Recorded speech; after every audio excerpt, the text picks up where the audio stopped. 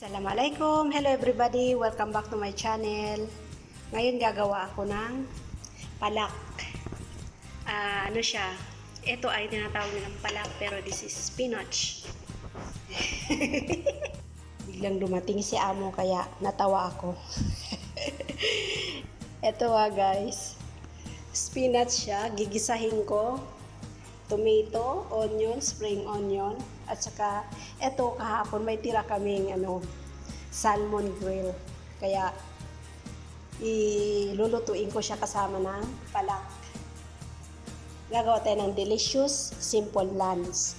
Tapos ito yung salt, sweet paprika, cumin, at saka black pepper. Konting asin lang kailangan pag nagluluto tayo ng palak kasi siya maalat pag nasubrahan ng asin, sobrang alat. Tapos kung wala naman kayong salmon, optional lang naman itong salmon mga guys. Kasi medyo mahal siya. Kaya ito ang pwede nating substitute. Tuna sardines. Ito. Tuna sardines? Ito pala, sardines. At saka pwede rin tuna. Ito. Pero hindi ko ito gagamitin kasi ito ang gagamitin ko pang halo. Optional. Yun na inano ko sa inyo na pwede nyo kung walang tuna, walang salmon, pwede itong dalawa. Pagpilian lang ninyo kung saan ang available sa inyo. Ngayon, gigisahin ko siya ng 2 tablespoon cooking oil.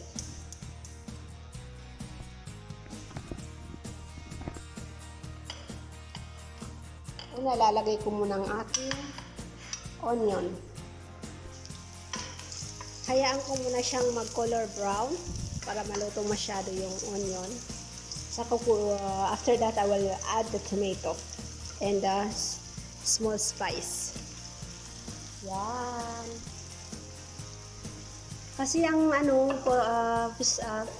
spinach kasi ang dami niyang vitamins na makukuha natin. Sino naka-remember kay Papay? Pag kumakain siya ng spinach, lumalakas ang kanyang mga muscle. Alala ko yung kasi mahilig ako sa mga cartoons at saka anime. Kaya enjoy tayo sa kusina. So mga guys, nag-brown ang ating onion. Lagay ko na ang ating tomato.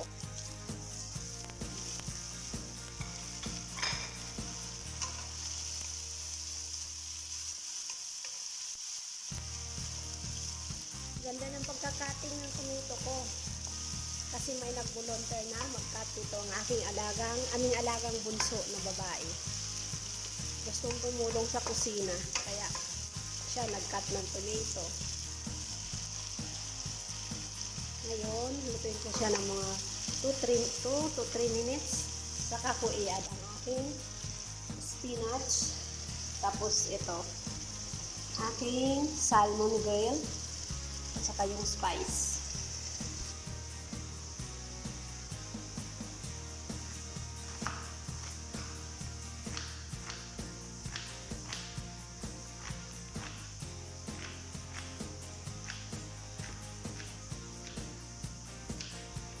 Ito lang mga guys, simpleng cutting lang ng spinach.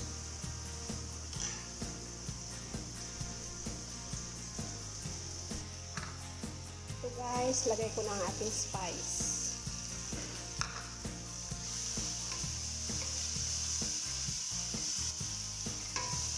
Lagay natin ang ating palak, spinach.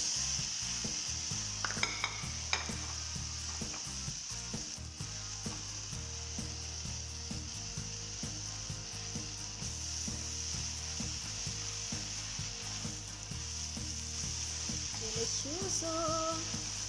Simple lunch but very healthy. Ulam yan ang rice ko. Pwede na rin steam rice. Arabic style.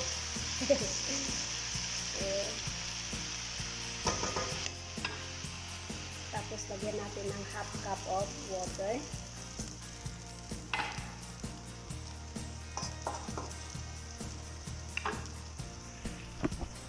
Tapos, lagay natin sa taas ang sahog. Bismillah. Mashallah, ang dami kong sahog. Yan.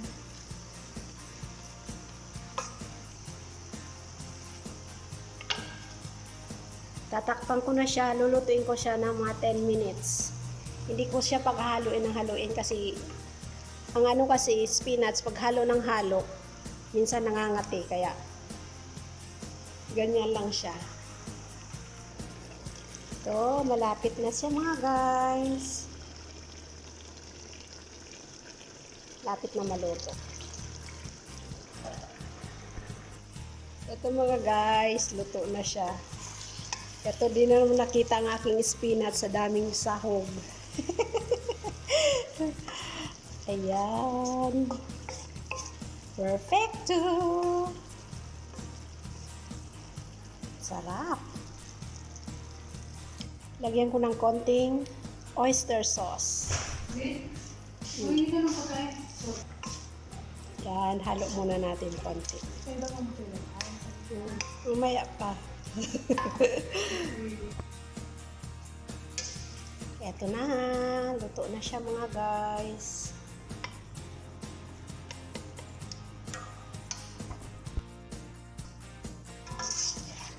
Ang ating delicious spinach.